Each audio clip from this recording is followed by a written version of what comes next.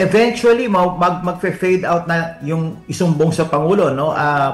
Pag hindi na tayo nakakatanggap ng reports diyan at na-turn over na natin sa ICI yung karamihan ng report,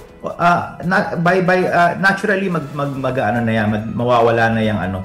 And we encourage the people nga na gamitin itong transparency portal para mag-monitor ng kanilang mga proyekto sa kanilang komunidad at mag-report din ng mga tingin nilang substandard projects at mga ghost projects, no?